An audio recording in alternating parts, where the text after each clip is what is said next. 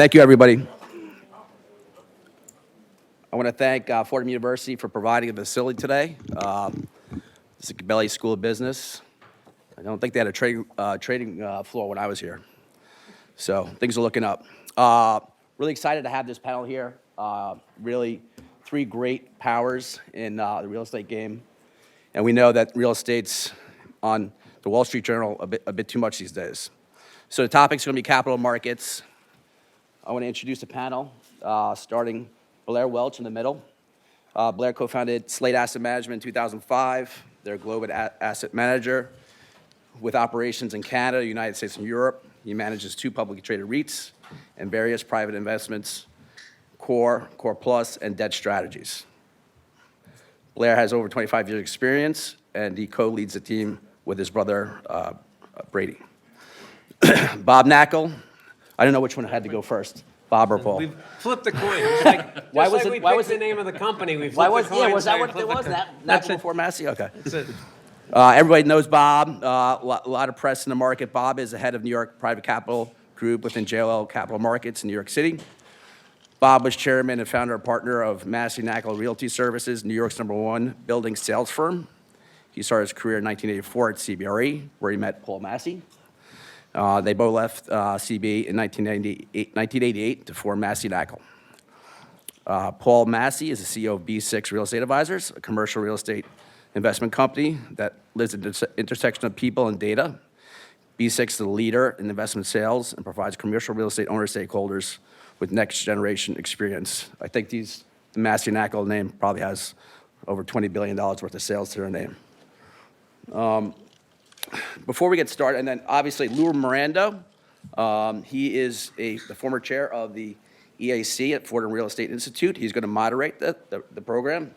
He's the president and CEO of Streamline Funding that was founded in 2013, a leading debt and equity provider for real estate borrowers, and also has various partnerships with some money managers that you all know of.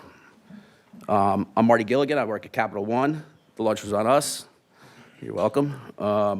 Just before we start, I just want to make June 6th, we have our inaugural dinner for our Building Futures campaign. Fordham Real Estate Institute operates in New York. New York's our campus, and we want to, people that are not inclined to get into real estate, we want to start, we're beginning to provide a scholarship for students that are in the communities. So look out for that information coming across the board. And before I get going, I want to introduce Dean Davidson. He's here to come say a couple of words. He's the dean of the Professional Studies group. Thank you. Thank you, Marty. I'm Dean Anthony Davidson, Dean of the School of Professional Continuing Studies, which founded and currently still houses the Real Estate Institute. Like to thank, obviously, Marty and Capital One for supporting this event and putting it all together. We pride ourselves on the many different events that we have throughout the year designed to help people learn about the industry, grow in the industry, and network. I'd like to acknowledge our current chair of the Executive Advisory Council of the Real Estate Institute, Ryan O'Connor, from Clinton Management. And, of course, our upcoming moderator right now, Lou Miranda, who was really a former immediate past chair of the Executive Advisory Council and somebody who was instrumental in getting the Real Estate Institute to where it is today. Enjoy, learn, and don't forget to network. Lou?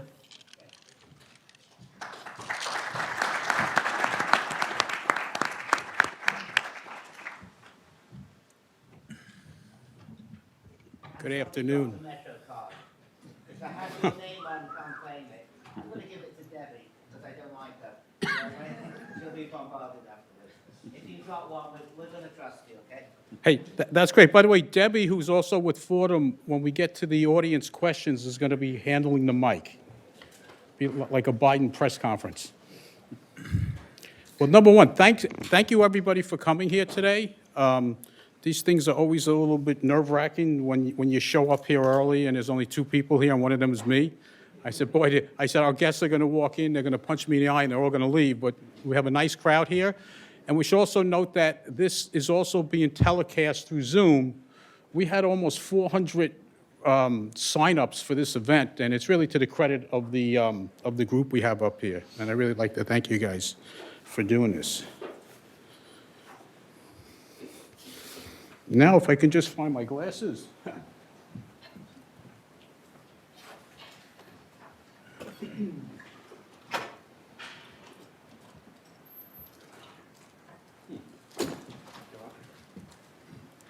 They're up here. Oh, no, here they are. I couldn't find my glasses because I didn't have my glasses on. But I apologize. I want this discussion to be very limited moderator involved. I'll kick it off. I'm hoping for a very lively and informed discussion. We have tremendous amount of years of people in the real estate business that are sitting at this table. If I wasn't involved with this and this same group was speaking, I would make sure I would get there and hear what they have to say. The wisdom is going to be extraordinary. Just a backdrop. I've been witness to 5 major, we'll call them train wrecks in the real estate business. And one thing that was taught to me back in '82 when I started, and the prime rate was 19.5%, but I was too stupid to understand that that's going to really be a problem to borrow any money. What I've noticed is that every time there's a train wreck, and there always will be a train wreck, the question becomes severity. Is it a minor derailment, we get the train back on the tracks, get going, or is it a game changer? And there's been 5 of them, which I'm going to ask the guest about, that I've witnessed. And we all, the good news is we all come back from these things. But where we find ourselves today is there's a lot of noise, there's a lot of wisdom, there's a lot of people shooting from the hip as to what this really means with the rise in interest rates and effect on valuations. And I'll leave you with one thought. I was a first responder for about 20 years of my life. And people know, and if you ask yourself honestly, if you see a car wreck, it's kind of exhilarating. I mean, when you don't want anybody to be hurt, but when you see an accident, the crowds come and they can't wait to see. But that's sort of like when the market derails. Everybody's talking about it because there's, it's like talking about the weather. But then when you're at a wreck and you start seeing bodies in the car, well, then it turns to something much more personal and much more concerning. And God forbid, if one of those bodies was a loved one, then you would be really effective. And the analogy is that we are entering into a time where there are indicators, and Trep, one of our EAC members, Lonnie, and I'm going to have these slides available, he gave me a lot of statistics about this last quarter. DUS, which is agency lending, CMBS, which is commercial mortgage-backed securities, and CLO-based lending, which is a lot of the debt funds, is down if you annualize in the first 3 months, it's at about, each of them is about 20% of the tracking average. So those closings are way down. There's no denying that anymore, okay? And what we find about a bad market is the thing we look towards is the velocity of closings. What I found in the business, if I had one truth to share, when deals are closing, whether they're loans, they're acquisitions, they're new tenanted buildings, there's construction loans, things are happening, many in our industry are being paid, and life is good. And so what we don't know is how this velocity, and I'm curious as to what they think about velocities of closing, the longer that velocity stays low, the more the accident or train wreck begins to affect most people in this room. So let's just keep that in mind. So with that, I'm going to move on, and I have some questions that I want to throw out to the group. And anybody can take, oh, by the way, is there anything in your introductions you guys want to add? Nope, I think you covered it. All good. Oh, we looked it up. It was too long. We'd have to have a second conference. So we try to pull out the things that we think you guys would appreciate.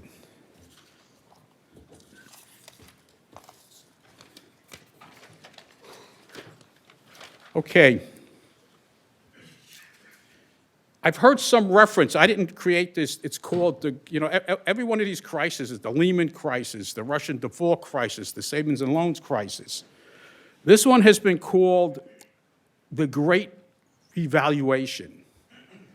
And we're going to get into why I think it's being called that. But I'd like to ask the panel, starting with Blair, how does this compare to other kind of things you've seen as kind of a downturn? What do you Yeah, think? I mean, I think that my father was a commercial real estate developer, so in the early 80s, he lost a bunch, so we lived a lot different. I don't know what it was like at business time, but I know we lived different after. And then I started in the early 90s, and it was distressed. There was no money, no tenants, but I didn't know any different. And it was challenging. I would say it's closest to that. I think that the financial crisis was a liquidity crisis for the banking system, but they lowered the rates to zero to save it. So I think what's different this time is I don't think that's going to happen. However, I mean, going on to what was just said, you always get through the crisis. So don't freak out too much. There's always the other side. The car accident gets cleared up and you move along. But it's just how you get through it. And what I would say is that 4.5% overnight rates is normal, actually it's a little bit less than historical average. What isn't or wasn't normal was zero interest rates for a long period of time. And we are now just dealing with that. And, you know, I try and explain things, because my mom, I work with my brother, and we try and explain everything like we were to our mom, because she doesn't really know what we do. And if you had something at zero interest rates, they're now 4.5. It could be a stock, it could be a bond, it could be your house, it could be a piece of commercial real estate. If that was worth $100 at 0% interest rates and you borrowed $50, it's now worth $80. And the lender's like, hey, I only want to be 50. Give me $10 to get me to 40. And that 40 now costs more to carry than the 50 before. So it sucks in both ways, because you got to reach in your pocket and you got to pay more on the carry. But this is what's happening in the market. The banks weren't levered like us. They were levered 80 to 90. So their assets are worth 100. They now effectively have no money, and they need $10 really bad. They need to go to 80 to 70 bucks. So they're out hoovering up every dollar they possibly can, and they will not lend money until they have that $10, so they can't give us any money. And until that happens, it's going to be backlogged. And that's what it was like when I started in this business. So I think it's just going to take longer to unwind the low interest rates, and that's the difference between the GFC, because GFC, it was not great, but it wasn't that bad because money got free and everyone got used to it. So I think in a bigger picture, I just think it's getting back to a more normal way of cost of capital. So you would say it's more like the savings and loan crisis when there was no debt available? Because the banks can't lend. I mean, Right. that's how securitization started, because no one had any money, so you had to securitize assets and non-performing loans, and that was just a way to get money from other sources that typically weren't in commercial real estate. So yeah, it is like that. Well, in my opinion. how do you see it from your perspective, based on the people coming in looking for debt? You guys are in the market all the time. How has that changed, and what is the prognosis going forward? What Well, I kind of- mean, you guys go ahead. Yeah, Paul, why don't you? Yeah, well, first of all, Lou, thanks for doing this. This is Oh. really fun. Blair and his business is so multifaceted. I've always been a big admirer of it. And glad to be here. A lot of friends here, a bunch of B6 people here supporting this, so thanks to you. It's great to be here. I think you mentioned that this is like 08 and 09. I think, to me, it's more like the 90 time, where there was major stress on the office market, see-through office buildings. In 08, 09, the market, especially in Manhattan, rebounded within a year. I mean, yes, it was a Great Recession. Yes, the boroughs took a huge hit. But geographically, the recovery started probably faster than this one is or will. So I think looking back at all these transformative times is interesting. Super glad to be here with Bob too, by the way, because we sat next to each other for decades. So anytime I had a macroeconomic question, I'd be like, hey, Bob, what's the answer? And so it's nice to be here that I know he's going to be able to do that. And I made it up most of the time, but he believed me. Well, That's why we're in real estate. So, Bob, the rumor of putting the Oh, band sure. back together, Better, that's not happening. Go ahead, Bob. Yeah. Yeah, well, I have a little different take. I think there are two major differences between what we're going through now and what we've gone through in the past. One is, and we lived through three major ones, which was the S&L crisis in the early 90s, the recession in the early 2000s, and the great financial crisis.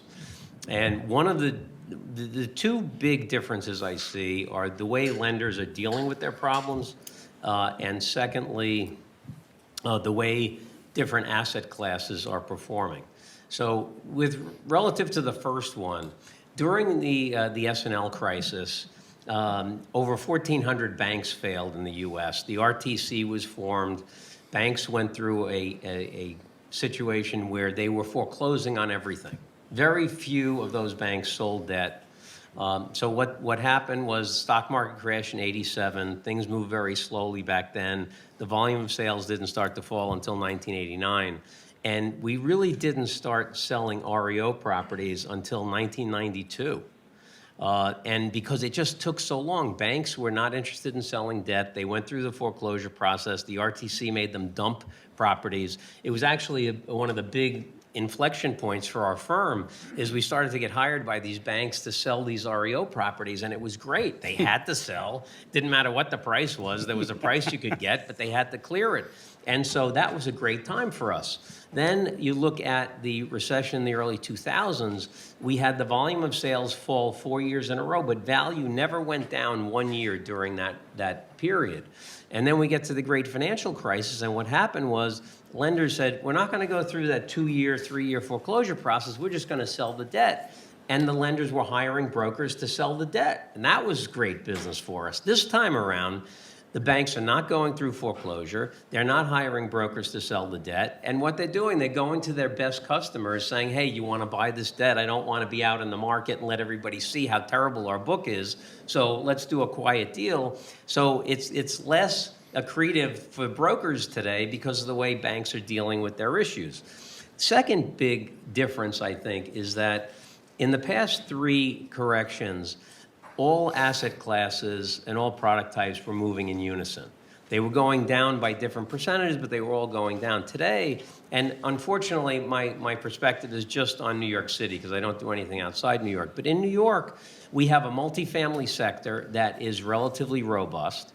And a tremendous demand, very broad demand. And yes, cap rates are up because lending rates are up, but the fact is there's so much demand that multifamily is doing good. You're also going to see rents, residential rents are going to go up by 10 or 15% by the end of the year because our politicians want your rents to go up. If you're a free market paying tenant, your rent's going to go up by a lot because there's no new supply. Supply is constrained. It's going to be really, really bad. But that's going to be good for the investment sales market for multifamily. Retail is a bright spot. Rents have been going down for 5 years. They've stopped going down. Leasing activity is picking up. We're getting calls for the first time in 5 years from investors that want to buy retail. Retail is looking bright. Land, the land market for residential rental land is completely dried up because there's no 421A. So again, no more supply is being added. Hotel land is not selling because you can buy existing hotels for less per square foot than the land would sell for. Office land, very few and far between. And condo land is selling in Manhattan, but values are down 20 to 25% just since September when lending spreads started to blow out. And then the office sector, which is really the most opaque of all sectors and probably have more challenges moving forward. But it's interesting how this time around, different asset classes are moving in different ways, mainly because of externalities that are brought on by policymakers. Speaking of that, that was my next question. What are some of the, I think we know some of the economic and social changes, like for instance, working from home, like there seems to be so much influence on what traditionally would have been a basic recovery. Why don't you guys talk about some of those you're seeing in your business? We have friends come visit our office, and most of them are shocked to see a full trading floor of people working in the office. Both our competitors and friends in the business, people are just very surprised. We've been back since July of 2020 in the office. I've been wrong for 3 years, but I think the work from home thing is a complete fad. It's unsustainable. I think you watch Jamie Dimon, the poor guy had to walk it back 4 or 5 different times, rallying the troops to come back to work. Finally, I hope, and I think it probably is holding for him. But I think this, I feel like the work from home thing, and don't get me wrong in the sense that I think there's a place for it. I think there have always been people within our companies that have had alternative working styles or schedules or whatever. As long as they're an A player, it makes sense. But I think to be together and be as a team is a critical thing. And I think the fact that so much of our office space now is unused is a really bad thing. I don't think that the conversion to resi makes any sense whatsoever if you look at the real math and the dollars. So I think we've got to get people back, become a vital economic center again, be pro big business, pro small business, and I think that'll fix it. I think 2 years from now we'll all be feeling very differently about office occupancy. So I mean, I think if you had a bucket of cash and went out and bought a vacant office building right now, you'd look like a genius in 2 years. If you didn't, you'd really look bad. I think it's also geographically different. Like Asia really is a different work environment. Like they've been back in the office for a while. Certain European markets are back.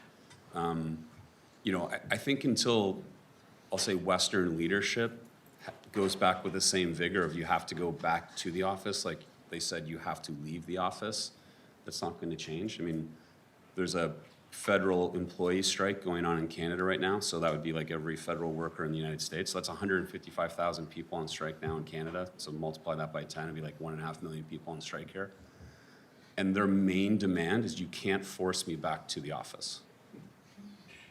And the government's not giving up. And like until that changes, it's going to be a challenge. But I agree with you on culture, and but I also agree on flexibility. But it's hard to train. It's hard to pass ideas. Like Zoom is an amazing thing, but why do they always have to be 30 minutes? Like sometimes it could be 47 seconds. Like it almost wastes time sometimes. So right, so Good point. Great point. That's a good point. I think from the work from home thing, from my perspective, two main takeaways. One was that I think for senior people, I know I was much more productive from home. And it's interesting, for many years, my number one goal every week was to speak to 50 property owners and get around to asking them if there was anything in their portfolio they wanted to sell. So I go up to my country house in Connecticut. I'm working there for 9 months. I'm talking to 100 property owners a week. Why? Because for those Seinfeld fans out there, I didn't have the stop and chats. I didn't have people coming in, hey, how was your weekend? Before you know it, 8 minutes go by you wasted. So last year, I spoke to 114 property owners a week on average. It was great for me. But the victims of the work from home are the young folks who are need to be in the ecosystem of the office to learn stuff. Because when you're on a Zoom, you have a definite topic you're going to talk about. You talk about that topic, you shut it off, and you're done.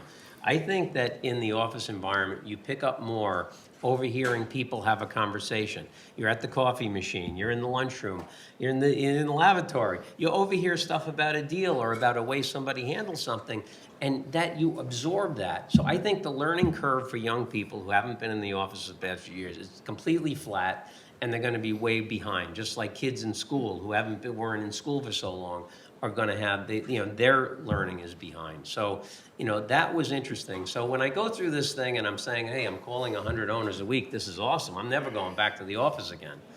And I said, well, the JLL makes a lot of money leasing office space, forcing us to go back in mid-2020. I'll go back 3 days a week. And I start out 3 days a week, then all of a sudden it's 4 days a week, now it's 5 days a week. I can't get rid of the tie. I think you just fall back into habits that you feel comfortable with. And I love going into the office. I think that most folks will get much more out of the work experience by being in the office, and particularly for young people, I think for their benefit. It's almost like you have to be the tough love parent. Owners of companies have to say, get your ass back into the office because you're not going to learn enough if you're not in the office. I think this is like we'll look back on this, and this will be the seminal point of this inflection point that we're in. I think Bob knows very well my middle daughter, Sarah, who's 30. She works at a very successful fashion biz. She's in a successful department. She runs their online business, or one of the people running their online business. She goes to the office once a month. And I've been on her for the last couple of years. You're missing a lot. You want to be near management. You should think about going in more often. And her eyes glaze over, and she said, "Dad, what do you know?" What she does not remember going to work every day, and has lived a pretty good life, going from the beach house to our house to her friend's house, and I get it, but it's not going to last. Jumping around a little bit is, and I always thought this when I started in 1982, is my whole career was around a gradually lowering interest rate market and yield market. And really, if you looked at it from 82 to recently, the last maybe half a year to a year, is rates went from, and I think Blair mentioned, went to get very low to basically zero, to where yields like in CMBS AAAs were selling like maybe 10 basis points outside of corporate credits. So we had most of the people, some of the people in this room aren't alive for some of these crises. For some, it'll be the first, hopefully not a crisis, but the first kind of bump in the road. But the fact that we're in this environment where rates are going up, and I wasn't the greatest economics student. The only thing I came away with, when there's inflation, interest rates have to go up. I mean, there's nothing else. AI could talk about it. And unless we get a handle on inflation, I don't see rates coming down, and therefore that revaluation process is going to continue to be affecting the balance sheets of institutions that have loans on the book, as well as the people who are really performing the transactional business or the investment business. What do we do? A, do you agree inflation drives these rates? And two, who's around that can really guide us through this new paradigm? Because none of us have ever lived in it before. Lou, I think the whole understanding of rates, and Blair touched on this earlier, these rates, if the 10-year is plus or minus 3.5%, that's great. If the Fed said to me, "Bob, would you sign up for this 3.5% 10-year for 20 years?" I would sign up in a second. Over the last 50 years, the average 10-year Treasury has been 5.4%.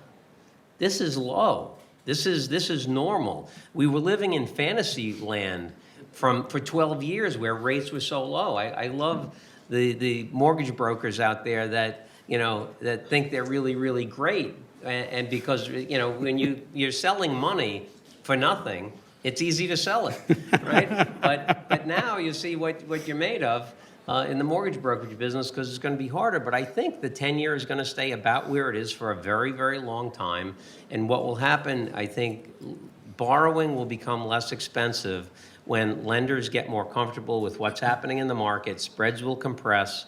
But this is a more normalized market than we've had. We were really living in an unreal world where rates were far too low for too long. And yes, we have to deal with inflation. We have to deal with other things. But I think the Fed misdiagnosed what the problem was in the market. They said, we're going to keep raising rates early on. I think the Kansas City Fed president said, we're going to keep raising rates until the labor market cools. The labor market wasn't overheated. It was undersupplied. So they misdiagnosed the problem. So imagine you go to your doctor and you have disease A.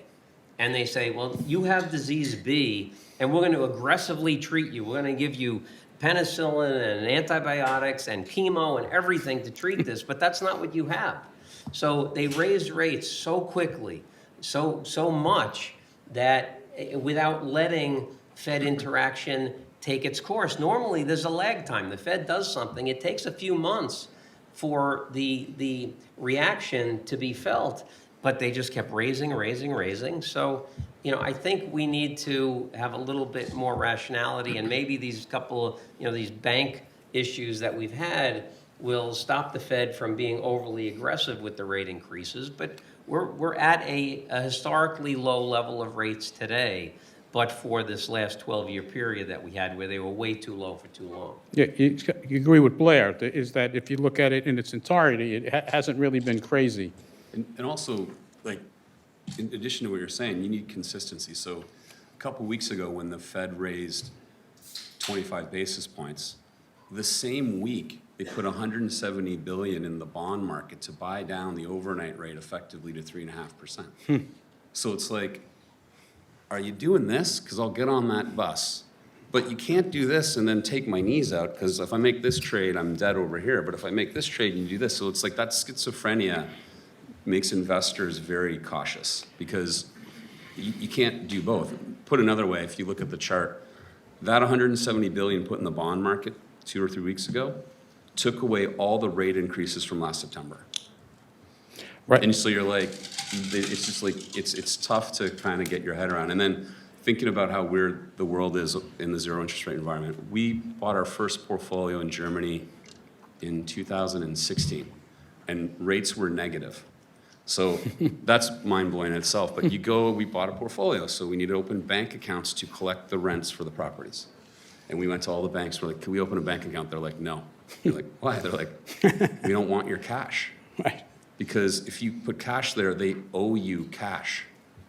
They pay you. And they're like, no, no, no, no. The only way I'm going to take your cash is if I lend you money, because then I'll juice your rate, so then I can keep your cash. Like, it was the weirdest environment. Yeah, Like, Blair, weren't rates negative in the 1800s when you brought your gold to the bank and put your gold in their vault and they charged you a fee for keeping the gold? it was so in the vault? bizarre. Like, it's The just same thing. it wasn't even reality. So anyway, we're in a more normal place. It's just painful to get there. Right, and the one thing I would just add, and you can comment on this, is we've never had a $32 trillion deficit before either. I mean, and that has an effect on rates. So how do you You know, well, reconcile that? that's a great point, because I have, you know, a lot of folks feel that rates are going to stay about where they are. I have one client who brought up a really interesting point. He said he thinks rates are going to go back down to, you know, a 10-year at 150 basis points. And I said, why? Unless there's a global economic meltdown, why would that happen? He says, because we've never been in a rate environment, like in an environment like this where our debt to GDP ratio has been what it is.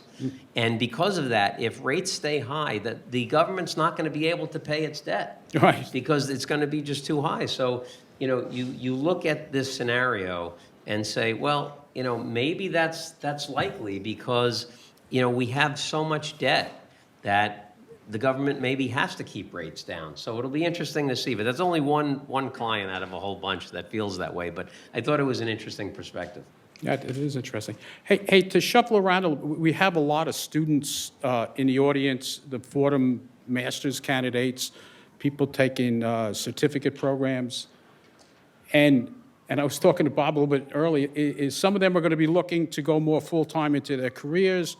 What kind of skill sets do you need over the next 6 months to a year in terms of new hires? What do you think, Paul?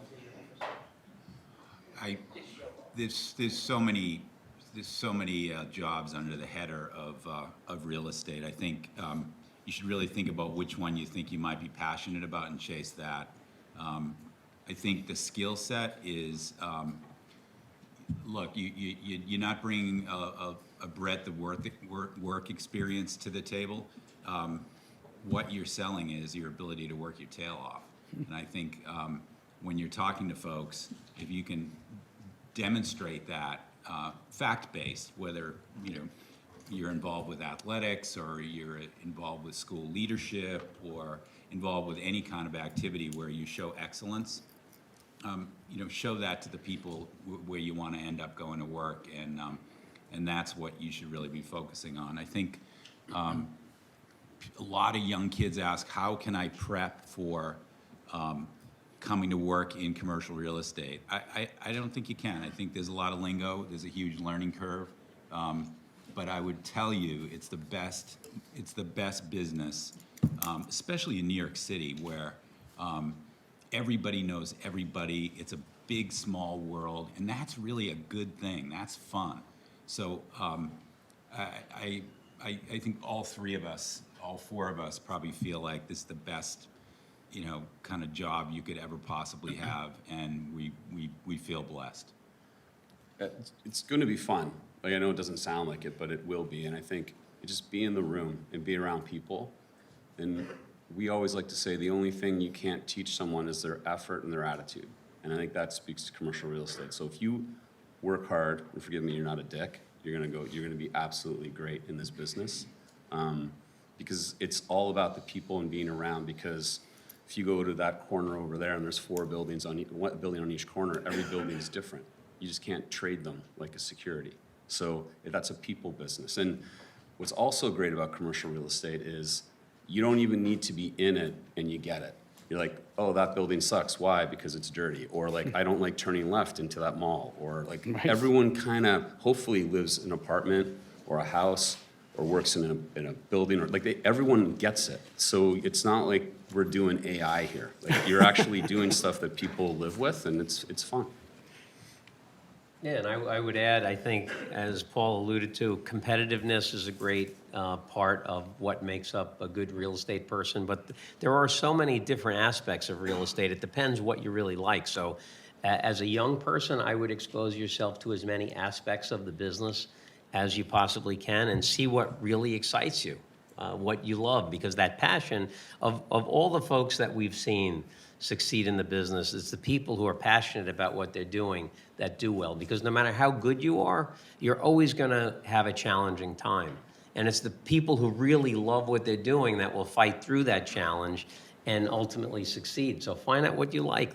You could be an investor, a developer, you could put money out, you could be a banker, you could be a broker. Now, commercial broker, there are 9 different types of brokers. You could broker loans, office space, retail space, buildings, different types of buildings. Figure out what it is you really like and focus on that. And then become a specialist at something. Create value in yourself. And this is a great, great business. And I would study things that are mostly not taught in schools. Study things like selling, persuasion, being likable.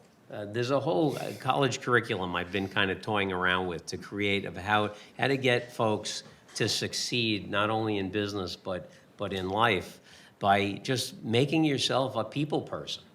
Real estate is not really about real estate. Real estate is the information business. The buildings just happen to be what the information's based on, and it's a relationship business. And we work with people we know and like.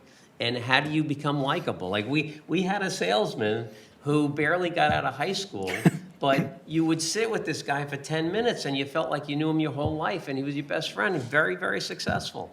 So this is not rocket science. This is understand, I always said in the scale of aptitude between 0 knowing nothing and 10 being someone who could calculate IRRs in your head, you don't have to be a 10. You can't be a 3 or a 4. You have to be a 7 or an 8. But if you're a 7 or an 8 and you're really likable, success is in front of you, and you can do unbelievable things in this business. And to add, given our curriculum, we should have Bob come in, and as a capstone should be the likability session. Because you guys are learning a lot, but I agree 100% about effort, attitude, and likability. Nobody wants to deal with somebody they don't like. And worse, you don't want to deal with somebody who's just a pain in the ass to be around. Anyway, speaking of AI, which I have trouble even realizing what it is there what are you hearing about it in your businesses? I'll start with Blair. Are you using it at all? Shocking, but yes. We Okay. do. You're really here, right? You're not a... Yeah, I'm a hologram. We do use it. We actually built a couple of technologies we're really proud of, and it's really about collecting as much data as you possibly can. And I think that's the information. But then you need to analyze that data as fast as you can. But it still goes back to, I think, your gut decision, how you make it. But the faster you can analyze data, I think it gives you a competitive advantage when you're making an investment or a decision. And we use AI to be predictive on trends and how we see things. And there's also AI out there in brokerage shops on, if you scrub all the title records and all the public filings for debt, and phone calls, it can tell you who you should call. If you want to make 10 calls in the morning, do this, this, and this, and say these 4 things when you're on the phone call. So there is stuff that it's happening, and I believe commercial real estate will always be a people business. However, residential real estate has just, it's very technology driven, but people is still personal. I think commercial real estate will start to get there. And it's about transparency and data collection and analysis. It doesn't change the people part, but we are pretty far behind. And I think that is an opportunity for people to get on it in technology and commercial real estate. You know, worth mentioning, Bob and Paul, when they built Mazinaco, and I remember having discussions with, is that they came up with a different system of doing things. So I'm curious what you guys think, because you guys are innovative. You see it before somebody else. What do you have going? You going to share it with us? You guys aren't talking to each other about that.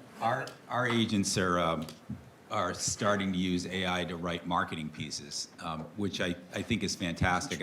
I walked into a meeting a few weeks ago, and that was the topic, and I was blown away that our teams are thinking about AI to make their job faster, easier, and better.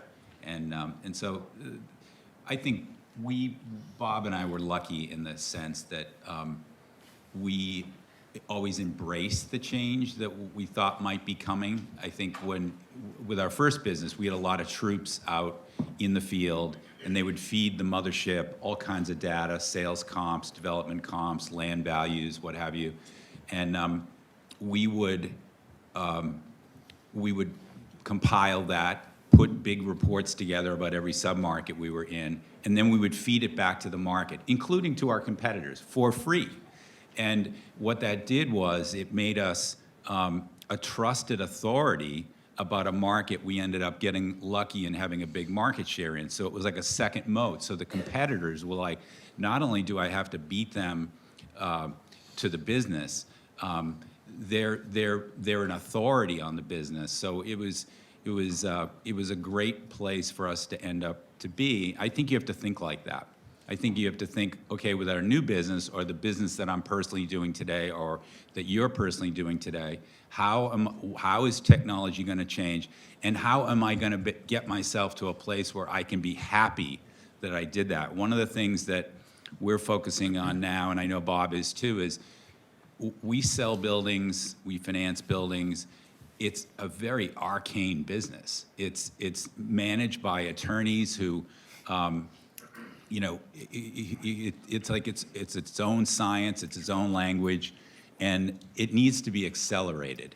The whole sales process needs to be accelerated, from the due diligence people do to the arcane PSAs that we use, to environmental reports, to surveys, to title.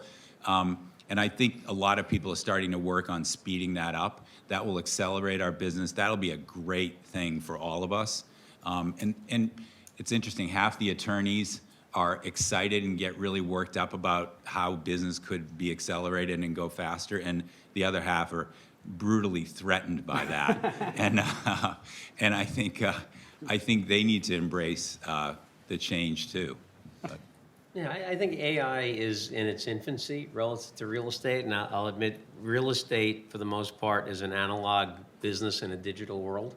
I think, you know, if you're writing a neighborhood description, you can go into ChatGPT or whatever the heck it is. That's what we're doing now. And say, all right, give me a write-up on the Upper East Side, and it can do a nice report. But if you wanted to do analytics, I don't think it comes close to being effective. You know, the publicly available information can be misleading. You have to know the transactions. And as an example, there was a development site I sold on the Upper East Side, and it was reported in Acris, reported in the papers, hey, it sold for X dollars, it was X buildable square feet. Everybody just divided the price by the buildable square footage and said, oh, it sold for X. Well, they didn't know that the buyer had to pay $2 million to a neighbor for an easement. Didn't know that there was a first right of refusal on a couple of buildings behind it that cost another $850,000. That 2 rent-stabilized tenants had to be bought out for $10 million. And so I had that comp, taking all that into consideration. I went and I got 3 more deals because other brokers went into those sellers and reported a much lower price than was actually paid for that site. Interesting. No AI is going to pick that up. So I think maybe at some point in the future, my perspective on brokerage is I think that fortunately, for Paul and I, we lived through the golden age of real estate brokerage, which probably was from 2000 to 2018 or 20, something like that. I think that we have 2 main functionalities in brokerage. One is to find buyers, and then the second is to negotiate the transaction. I think that the first of those is going to be marginalized by technology. So today, a client will come to us with a $100 million building and say, hey, sell this for me. We'll say, okay, it's 1% commission. You go out, you do everything you do, you make $1 million fee. I think in the future, what will happen is that that seller will know, I put my property on abc.com, 99.9% of the buyers are going to be there, and they're going to come to us and say, hey, guys, I want to sell my property. Here's the 3 top bidders. Finish it up for me. I'll give you 50 grand as a consulting fee. And that's the business will turn into a consulting business as opposed to a brokerage business. But the human element will always be needed.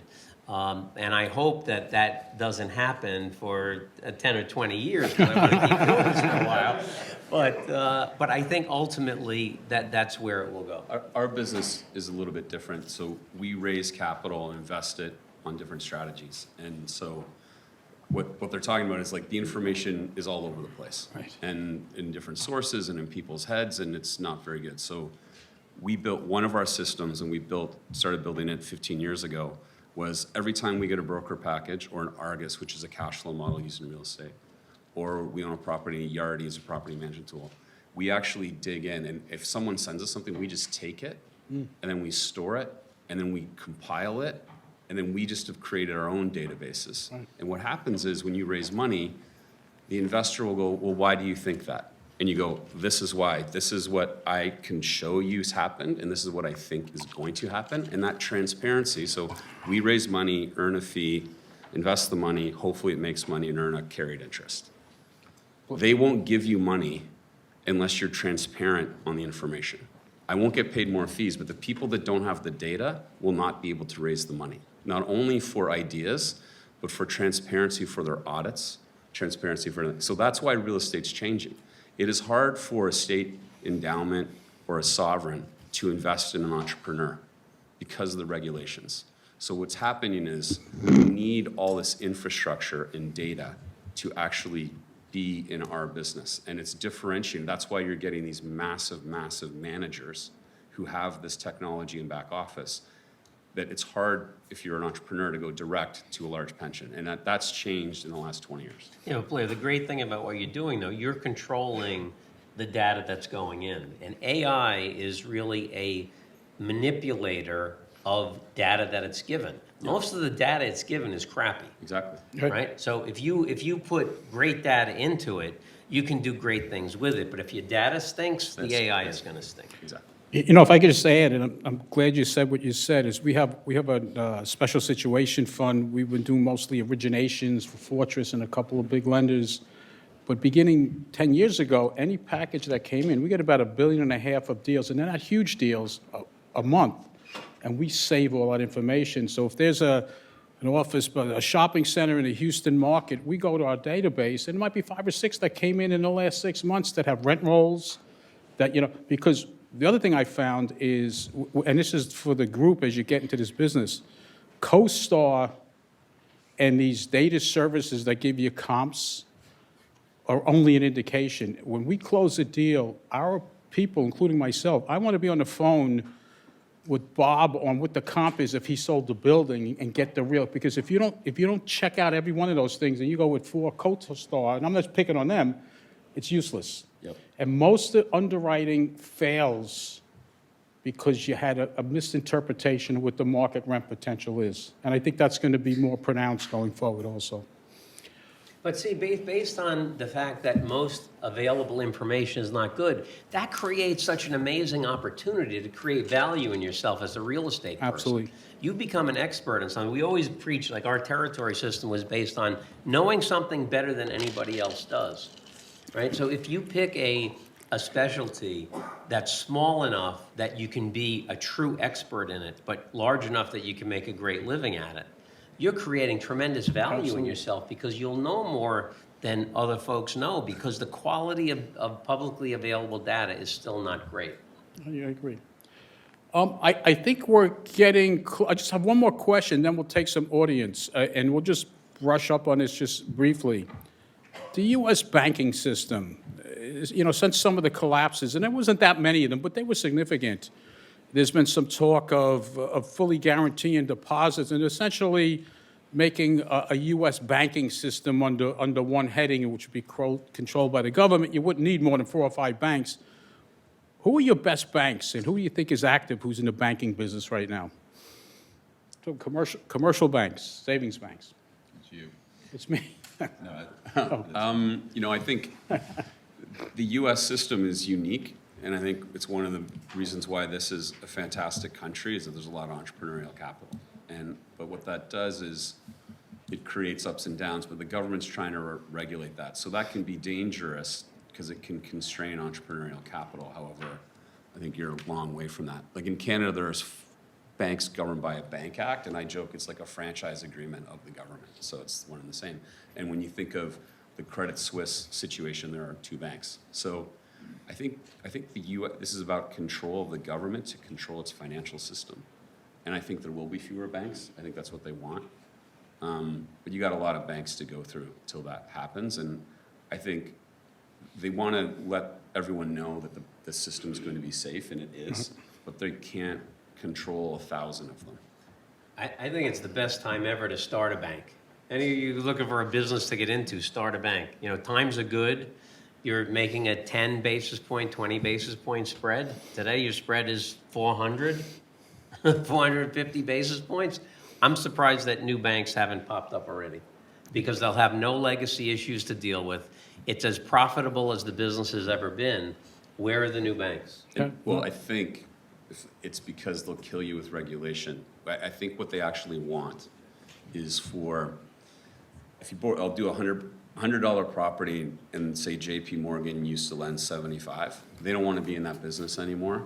They actually want them to be in the warehouse business, and they want entrepreneurs or funds to be in the lending business. It's less overhead for the banks, and the risk capital the bank puts out is on a way different LTV of the 100. So they're at like 30 to 50 bucks, and they can put that out, and the system's safer because I think they want more entrepreneurial capital to take that real estate risk. That's what I think is happening, because to go and start a bank, I think they want less banks, and they want people and private capital to lose their money, not their banks. Do you think they'll impose an LTV cap? No, they'll just do it through warehouse lending and repos. I'm reminded, I'm not going to mention the person's name, he's somewhat of a legend, and he goes back to the days of before you guys were in the business, and he'd walk into a banking institution, and he'd say, "Louis, I'm going to bury this institution," as a broker, because the point was they weren't there. He was a broker. He wasn't there to underwrite deals. And he's getting the best terms and the most amount of money he can for his borrowers. So theoretically, a good broker at that time should have an office with all foreclosures hung on the wall, because you were able to get stuff out of the bank. And I think that goes to what you're saying, is that they really want to control that. That was scary to think that they'd have to guarantee that we'd have a bank run at this stage of our life. Let's open up for some questions. Somebody raised their hand. Debbie, there's a woman back there. Why don't you say who you are and ask the question? That'd be great. It's not working. Just for the past few years, we see the emergent type of real estate assets such as warehousing that was booming, and then we got the pandemic. Then it went through really a good run in the market. My question is, do you see that reached a peak as consumer demand softening, And where do you see that part of property going, for example, warehousing, data center? Thank you. Did you guys get that? Yeah, Hey, what, you want to take it? Yeah, I mean, I'll take a stab at it. I think that in the, oh, so it's like with warehousing, like, there's been real value creation in warehousing and industrial and data centers. And has that changed since the pandemic? Where do we see that going? I think was the question.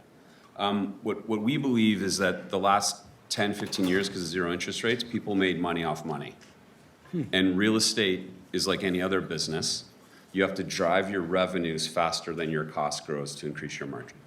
And in real estate, you can have costs like utilities, hopefully your tenants pay, but your below the line costs kill you. So you got, what I'm really saying is the only way you grow revenues in real estate is grow your rents. And I think that in industrial, in the last little bit, they actually had outlandish rental growth and they were using negative leverage. So today I would say it's back to normal, as we're saying. Buy anything in real estate where you think rental growth will outpace your costs. So I don't hate office, but I don't like the forward look of office of rents over the next 2 years. But do I like grocery rents? Yes, because they're $9. They're cheaper than industrial. Do I like, so you got to really break it down to fundamental business 101, which is like how we all started. Because it used to, well, the last 10 years was buy something cheap, finance it cheaper, make a bunch of money and sell it. But now it's like, okay, what's my business plan? Can I grow revenues faster than my costs? So, and that could be any asset. If it's a data center where you think you can outpace your rents rather than your operating costs and your below the line costs, then do the deal. Other than that, if you can't, the financing will kill you. Very good. This gentleman over here, if you could get up, and I apologize about the technical failure. No, it's all right. I have no problem projecting. Like you, I've been around for 1, 2, 3, maybe 4 busts. And one of the things I've learned is that more money is always made on the way down than on the way up. So my question to you is, given the problems in banking, where do you see the capital coming to the people who are going to make money on the way down? I think a lot of that capital is sitting in the bank accounts of wealthy people who will take advantage of it this time like they always have. You know, it's interesting. I'm surprised that there actually are not more people who are in the market buying today. They say when there's blood in the street, be greedy. There's blood in the street. People are not buying as much as they should. And if you ask investors who have been investing for 30, 40, 50 years, they will unanimously tell you that the best deals they ever made were at times when people were fearful. You know, markets always operate as a constant battle between fear and greed, and fear is winning now, and you want to be contrarian in your investing. I think that it's a great time to be buying. I remember back in 2010, CBREI bought an office building on 6th Avenue. They paid about $300 a foot. And everybody was saying, oh my God, how do they pay so much? They're going to get killed. And they sold it 4 years later for $900 a foot. So that's what the environment, when you think about some of the things we're talking about buying Class B and C office buildings for $300 or $350 a foot. That was the price 20 years ago. You look at where development land is selling. We're selling some sites now for under $300 a foot. That's 20 years ago price. These prices are really, really low. So I'm surprised there's not more people getting in. I think just like in the early 90s, which was the best buying opportunity we ever saw, where you could buy buildings for under $100 a foot. And when we came out of the 90s, everybody said, oh my gosh, what a great opportunity I should have bought. But you have to have capital and guts. And the people with capital that have guts will buy now, and these will be the greatest buys of their career. What do you see, just to compound on that question, overseas investors? They've always been a big part of our market. Blair, what are you seeing? Are they in? Are they out? I mean, is there a trend whether they're coming into the U.S. anymore? Yeah, I mean, overseas investors, before they even decide whether they're going to invest in real estate or oil or whatever, it's like, how many currencies do you want to own? And the U.S. dollar is still the main currency, so that would mean that people want assets that generate U.S. currency. Right. So yes, people will always come to this country. For the as long as I live, for sure. But right now, I would say Middle East, because they're pumping a lot of oil and gas, and they have a lot of cash. I would say Japan, because they have not adjusted their interest rates like everyone else, so they're sitting on a lot of cash. But a lot, I mean, and there's people here that have it in Europe, but I would say in general, a lot of institutional investors are sitting on large portfolios of real estate that they are worried about. So they're rebalancing. That being said, they don't want to miss the opportunity. So they're around, they're just kind of waiting. But of course, there's capital. You just gotta, it's geographic. Great. Yeah, in terms of overseas capital, we've seen many more high net worth individuals and families buying less institutional capital because of legacy issues that everybody's dealing with around the globe. This gentleman over here in the gray, go ahead. Yeah, I have a question. Paul, when I first met you, you told me a key thing. You said, people always sell for a reason. With the market being the way it is and transactions down, are you finding that sellers are more motivated to sell and just people are not interested in buying? And Blair, I have a question for you as well. Would you guys ever be interested in investing in rent-stabilized buildings in New York City, being that a lot of these buildings and a lot of portfolios are falling under the rent-stabilized laws? Good question. Two good questions, by the way. I'll go with the first one. Morale is really big at our company right now because we had rent regs in 2019 that really were a cold bucket of water on the stabilized and multifamily market. We had COVID, just out of business for 6 months. We had interest rate climate, and now particularly the office segment is of B buildings at $300 a foot is shocking to us. But I think that if you look at our world, and a big part in New York City is our world, it's the middle market, it's the small building, the middle-sized building. The average hold in that is 39 years because the tax structure is completely against selling, right? Once you pay federal, state, local cap gains, city transfer tax, state transfer tax, you get 63 cents. Except for this banking climate, you can get 63 cents from any bank. So people refi every 4 and 5 years. So our seller is really somebody who, and this will apply all over the city and all over the metro area. The seller is someone who's got an estate, it needs to be settled. They've got an old partnership that needs to unwind. They're sick, they've worked their tail off running their property, they want to retire, they're throwing their hands up, not 1031ing, just say, I'm going to pay my taxes. So our client has been absent from the market. In a usual year in New York, there's 3,000 building sales. It's been sub 1,500 for the last 3 years. Do I think that means that people can't find buyers? No, it's New York City. There's liquidity, right? What it is 3 years of uncertainty where people were afraid of what reality is. And now, so there are probably roughly 1,000 people a year for the last 3 years who have kicked the can, whose life needs to move on. It's not an economic thing. It's not a profit-taking thing. It's, I've got to move my life on. Those people are coming out of the woodwork now. We have more listings than we've ever had, all motivated, insensitive to pricing because they're just not going to wait around for the next good market.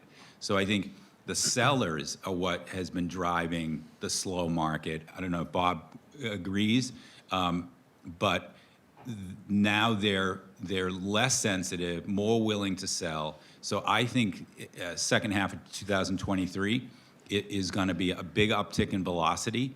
And I think if you're a buyer or a broker dealing with buyers in this market, I think you're going to be a lot busier. Yeah, Pablo, and you didn't mention the older folks who I have one family that owns a bunch of buildings, and the beneficiaries of the proceeds are all in their 90s. And I told them, don't sell now, wait 2 or 3 years. They said, I might not be alive in 2 or 3 years. I want the money today. I want to enjoy myself. So there's all different motivations for people. Well, first of all, I want to thank, the middle question about the rent stabilized. I'll be really, really fast. It's real estate, so the answer is always yes. But I think rent controls really make it a problem in an inflationary environment for costs and interest rates because, as I said, if you can't grow your rents, you get killed as a landlord. And you're facing that, a company in Germany, the biggest apartment was 640,000 apartments. They house 1.5% of all Germany. They were borrowing money at 1.2%, and they were valuing their cap rate at 2.5%. They now have to borrow money at 3.5%. And it's rent controlled. So who's gonna buy it? So I'm not getting into the social need of that, because I get it. Go ahead, do that. However, they need to figure it out, because it's gonna be hard for capital to come in if they're not gonna make money. Bruce. Tim Oberweger, Commonwealth title. First of all, great panel. Two titans and an amazing person who I didn't know before today. Thank you for all the great knowledge that you've given us. It seems like we're at an inflection point, and there are multiple factors that are, really hurting velocity, that hurts, someone like myself who lives off velocity. But my question is, if necessity is the mother of invention, as you guys were talking about ChatGPT, all I could think about is there has to be some better way to transact real estate, specifically in New York, where so many players are involved, as you said, or one of you mentioned.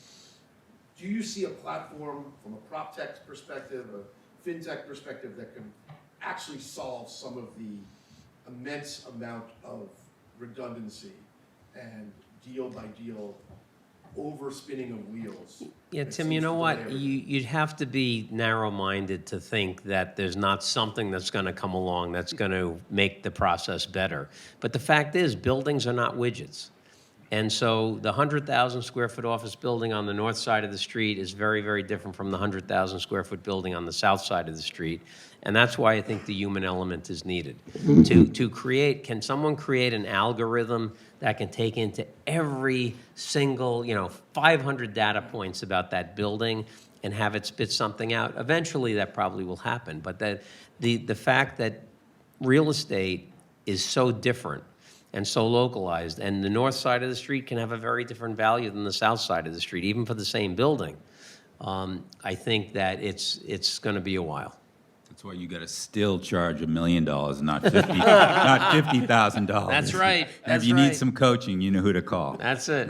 Remember, every 20 basis points on the fee means a lot, right, TR? Let's get it. So with everything that's coming up in 2030, and with everything going on with the green energy, what do you see happening, especially in some of these older buildings that now have to have all this money dropped into it? Then with that PACE lending, it's going to help a little bit, but the amount of money that's going to have to be dumped into it to update everything, what do you think is going to happen? Let's face the fact, you're talking about Local Law 97. Local Law 97 is just another tax on real estate. It's some buildings, it's impossible to bring them to carbon neutral. And it's a tax that will raise another $900 million by 2030. And the city needs money. In fact, that's one of the things we didn't talk about was, the fiscal condition of the city and how this downturn could be different from past downturns. Think about this, because I've tried to get a lot of data on what the market was like here in the mid-'70s when the city almost went bankrupt. And President Ford told New York to go to hell or whatever. There's no data that exists, but we had fiscal problems then. So you think about the fact that in 2019, 1,600 families in New York paid 27% of our income taxes, and all 1,600 of those families probably have 4 or 5 homes. How many of them are not primarily domiciled as taxpayers in New York right now? Plus, for the last 2 years, we've lived off federal subsidies. We're not getting those anymore. Now we have $4 billion or $5 billion a year we have to pay for the migration that we're dealing with. It's a real concern. Are we heading into a situation where we're going to have real fiscal issues? Because think about it too. If the office building that was selling for $900 a foot 5 years ago is now selling for $300 a foot, what are the real estate taxes going to be on that building? Right. So tax revenue is going to go down. Volume of sales is down. Mortgage recording taxes are down. Transfer taxes are down. Where is the money coming from? How are we going to be fiscally? And the fact is, are we headed into potentially a 1970s type of scenario? Nobody's addressed that, talked about it, or answered it. But what does our tax base look like relative to to our obligations. That's a big concern. A very good point. I love the question because we actually created a fund called the Cities and Communities Fund because it's a global thing. Europe's farther advanced and they're worried about zombie buildings. But to change the HVAC in a hospital might cost 20 to 30 million bucks. The big infrastructure funds won't do it, but maybe the city doesn't have the money. So we're like, we got an idea. Why don't we give them the money and do a massive sale leaseback and make it an infra fund? And you call it an Article 9 fund, which means every investment you do has to do good for the environment. And we estimate, yeah, $2 trillion need to be spent just because of the regulations. So what we did is like, who is going to give the money? Well, you know who's going to have to do it? Real estate people, because I don't know where else it's going to, like, No banks want to do it, maybe it's some base lending. and it's very granular stuff. What the biggest issue is going to be is, like Bob was saying, values dropping, everyone's going off of a loan to value. But that's in New York. I mean, my point is you're just going to have to, it's global. Well, yeah, I've been seeing that a lot in Canada also. There's a Yeah, lot of buildings Germany, UK. that just are sitting there, 47 stories that are completely vacant. Yep. What I find amazing, the local law that Bob talks about, the technologies aren't there. The majority of buildings really can't do the work, and you're right, it's another tax, but I tell you, people are really happy about it are those market building owners in Florida and Texas. What I find remarkable that the New York real estate community should have been up in arms about how quickly this thing's been pushed in, and I don't see it. I see people reacting to it, but nobody fighting it, and that's just my opinion. Yes, sir. Thank you. Stephen Perez, thank you for giving me the chance to speak. This is more for Bob and Paul. You spoke a lot about specialization, dominating your sub-market, knowing it inside and out. Do you think it's possible from a bandwidth perspective for someone to be able to do that while wearing a brokerage hat and an investor hat? Let's say the asset class is small multifamily, Yonkers, New York. Dominating both, and if you think that's possible, what are some of the risks of straddling those two hats at the same time? Yeah, I think that if you really want to be great at something, I would just do that. And, you know, read Jim Collins' book, Good to Great. He says every great company picks something that they think they can do better than anybody else in the world, and every waking moment is spent doing that. You know, when we were running MK, we intentionally did not get into the principal side of the business because everything we were doing, we were trying to make the company valuable. I think if you are a broker, be the best broker you can be. If you're an investor, be the best investor you can be. There are a lot of people who have done both and done very, very well. And shame on us, maybe we would have made more money if we had gone on the principal side of the business. But I think it's accretive to creating value in yourself by doing one thing and doing it better than anybody else. Good answer. Back there? Yeah, just thanks for coming to speak. Just a little louder. Sorry about that. Thanks for coming to speak today, guys. Just curious to get your feedback on the city's new pilot program for the $25,000 unit renovation for vacant, multi-family stabilized buildings, and if you think that's going to move. And on top of that, do you think that lenders and owners should be lobbying to have maybe a one-time reset of those buildings to maybe offset some of the costs that are associated with bringing those buildings back to market? I think the intention's great. I think it's such a small amount of money, it's not going to have any meaningful impact. I think Mayor Adams getting up in front of the real estate board and the whole community last week and strongly, directly advocating for 421A is more like what we need. Yeah, look, the solution, I had lunch with the governor 2 months ago, and I told her the solution to all of New York's housing problems are on the supply side. And even if you think that an Econ 101 textbook is capitalist propaganda, just look at the pandemic, right? People left the city, vacancy went up, vacancy going up is equivalent to adding supply, rents went down by 30%. So what do? That program, I think it's a step in the right direction, but there's an estimated 40 to 80,000 units that are just nailed shut because it doesn't make sense for an owner to put a rent-stabilized apartment back on the market. So bring back the IAI and the MCI program. You'd have 40 to 80,000 units that would be under renovation within a week or two. That would add to the supply. Think about what the profound impact that the MCI and the IA program have had on the market. We had 1977, Yankees, Dodgers, World Series, Goodyear blimp is panning out. There's 6 fires around Yankee Stadium because it made more sense for the people to burn their buildings down and collect the insurance than invest in them. So the IAI and the MCI program get implemented. The private sector dumps tens of billions of dollars into the housing stock. In 1977, the dilapidation rate in New York City was 14%, meaning 14% of the units were uninhabitable. In 2019, the dilapidation rate was 0.04% because of all that money that went into the housing stock.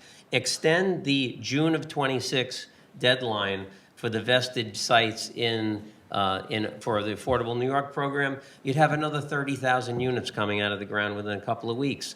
Bring back the 421A, increase the 12 FAR cap on residential density, change the rules regarding basement apartments and legal bedrooms having to have light and air. You're not forcing somebody to sleep in a room with no windows. If they choose to, why shouldn't they be allowed to? Call it a bedroom.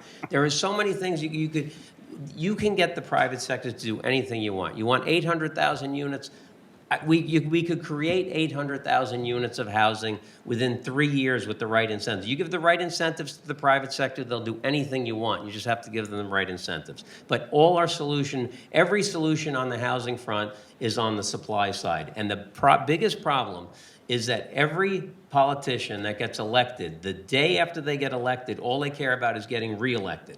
I had somebody on the city council tell me that they voted against a 1,000-unit project in their district because the 1,000-unit project would have 2,500 people move into the district that didn't know them and might not vote for them.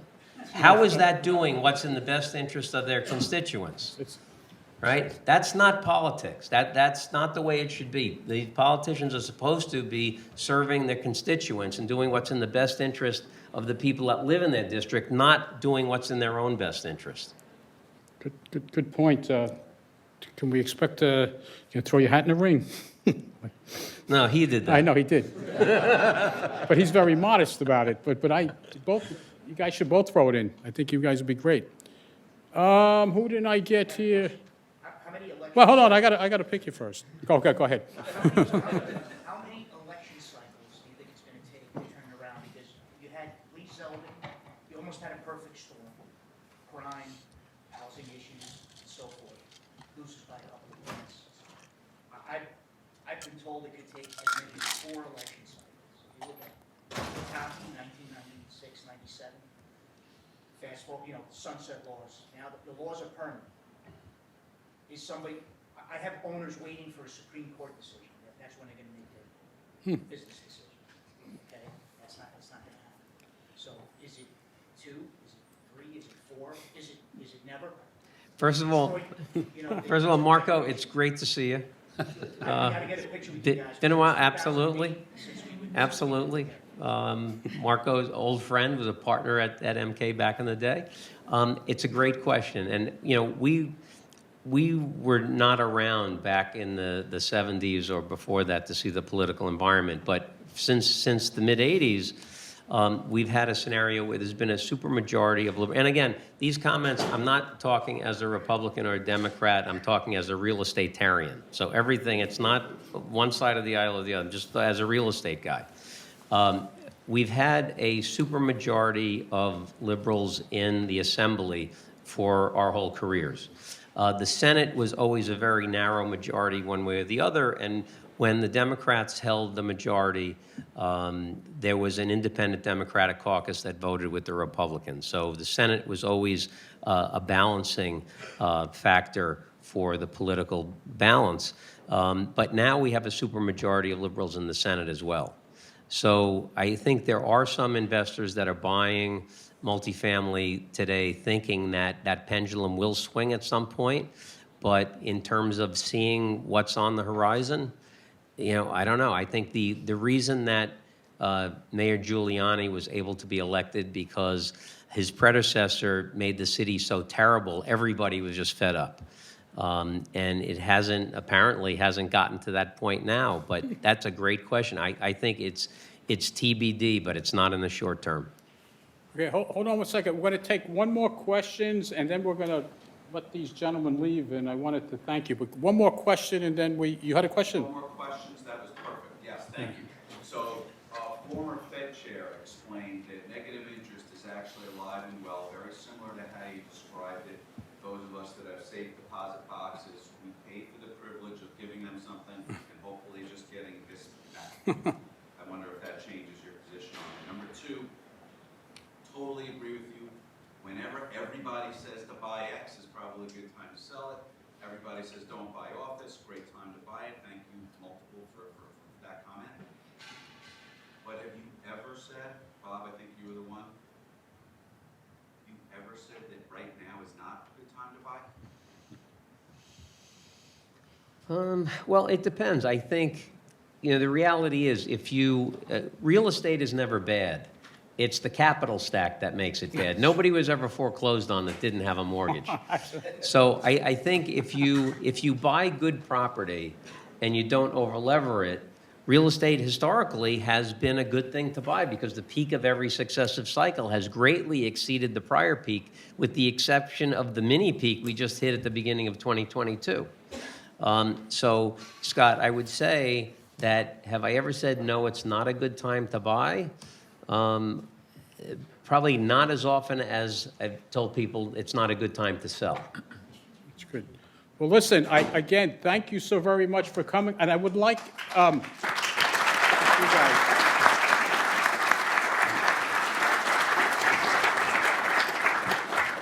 And I would hope that the panel will keep an eye out when you see a Fordham graduates come through the program. I've hired 3 of them. They're fantastic. So anything you can do for us, we'd love, and you'll get it back in spades. Thank you very much for coming, everyone. Thanks a lot.